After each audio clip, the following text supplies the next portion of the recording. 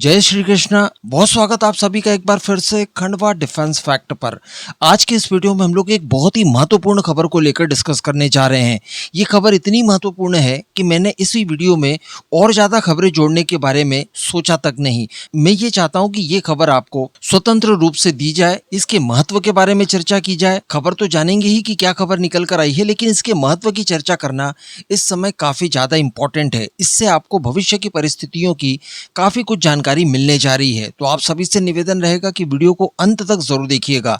साथ ही हमारे चैनल को सब्सक्राइब करके इस वीडियो को लाइक जरूर कर दीजिएगा। तो देखिए, अभी पिछले 2 दिनों से भारत के अंदर एक चर्चा बड़ी तेज चल रही थी और वो चर्चा ये थी कि भारत एडिशनल S-400 खरीदने जा रहा है। 5 रेजिमेंट हम लोग पहले खरीद चुके हैं, 3 की डिलीवरी हो चुकी है, 4थी डिलीवरी होने जा रही है।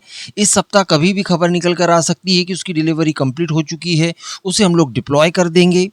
इसके बाद 5वीं रेजिमेंट बचेगी, वो भी आने वाले समय में डिलीवर्ड हो जाएगी। लेकिन इसके बाद एक और बैच खरीदा जाएगा। तो इसको लेकर चर्चा ये की जा रही थी कि देखिए, पिछली बार जब हम लोगों ने S-400 खरीदा था तो अमेरिका ने भारत को वेवर दिया था। भारत काटसा प्रतिबंधों के चलते अमेरिका से वेवर प्राप्त करने वाला पहला देश बना था, क्योंकि यही S-400 जब चाइना ने खरीदा, जब टर्की ने खरीदा, तो इन दोनों के ऊपर काटसा प्रतिबंध लगे, इन्हें वेवर नहीं मिला, लेकिन भारत को वेवर मिल गया।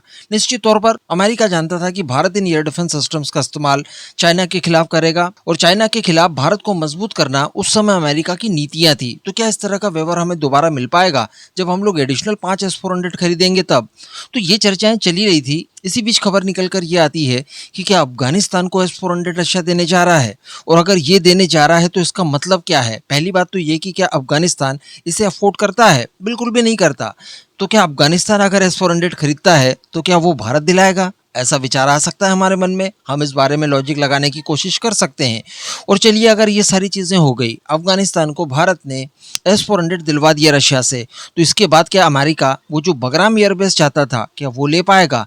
क्या पाकिस्तान इसके बाद कभी भी जब भी उसके मन में आया एयर स्ट्राइक करने का अफगानिस्तान के अंदर, तब क्या वो कर पाएगा? सोचिए, इसके बाद जियोपॉलिटिक्स और बाकी के सारे सिनेरियोस कितने ज्यादा बदल जाएंगे। देखिए, खबर के रेफरेंस के तौर पर आप आर्टिकल का स्क्रीनशॉट अपनी स्क्रीन पर पढ़ सकते हैं। इसमें बताया ये जा रहा है कि अफगानिस्तान और रशिया के बीच में एक बड़ी डिफेंस डील को लेकर खबर निकल कर आई है, जिसके तहत एयर डिफेंस सिस्टम्स अफगानिस्तान को रशिया दे सकता है। इसमें बताया जा रहा है कि एयर डिफेंस सिस्टम के साथ साथ कुछ और हथियारों की डील भी हुई है, लेकिन रशियन एयर डिफेंस सिस्टम को लेकर प्रमुखता से खबरें हर जगह प्रकाशित होते हुए हमको दिखाई दे रही है।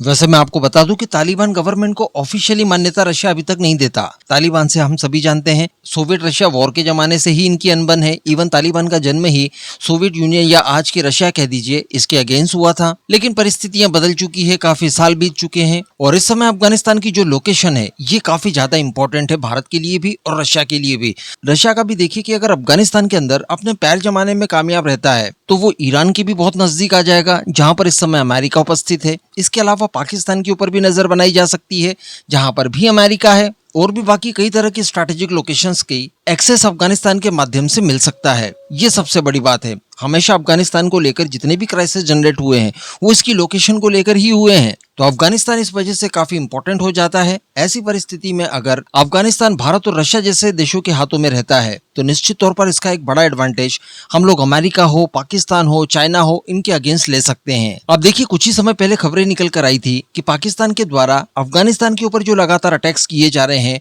और जो एक तरह का युद्ध छेड़ दिया गया है, ये आने वाले समय में ग्राउंड इन्वेजन में भी कन्वर्ट हो सकता है। यानी boots on the ground Afghanistan के अंदर पाकिस्तान उतार सकता है, जिसके बाद ये लोग बगराम एयरबेस को कैप्चर करने की कोशिश करेंगे और बगराम एयरबेस को कैप्चर करके आसिम मुनीर एक रिटर्न गिफ्ट देना चाहेगा डोनाल्ड ट्रंप को, क्योंकि डोनाल्ड ट्रंप खुले से कह चुके हैं कि उन्हें बगराम एयरबेस चाहिए। इसके लिए बताया जा रहा था कि पाकिस्तान को उन्होंने काफी मदद की और जितनी भी चीजें हम लोग देख पा रहे हैं पाकिस्तान और डोनाल्ड ट्रंप के बीच की जो केमिस्ट्री इस समय देख पा रहे हैं, उसके पीछे एक रीजन इसको भी बताया जा रहा था। इसके बाद देखने के लिए मिला कि पाकिस्तान ने लगातार एयर स्ट्राइक्स की, बहुत भीषण युद्ध तक पहुंचा ये मामला। और ऐसा इसी वजह से क्योंकि अफगानिस्तान के पास कोई भी एयर डिफेंस सिस्टम वगैरह उपलब्ध नहीं है।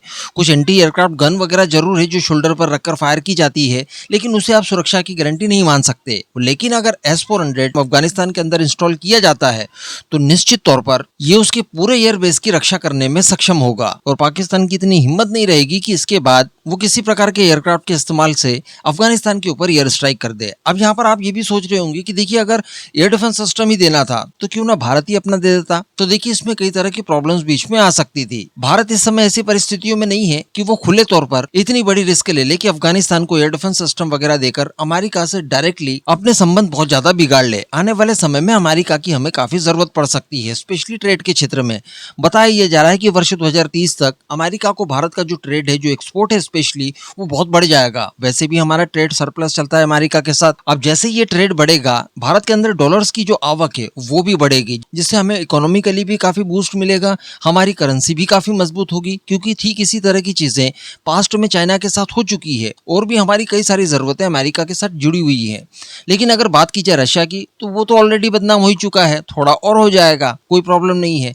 तो निश्चित तौर पर अगर ऐसा होता है तो इसमें भारत की भूमिका प्रमुखता से मानी जानी चाहिए।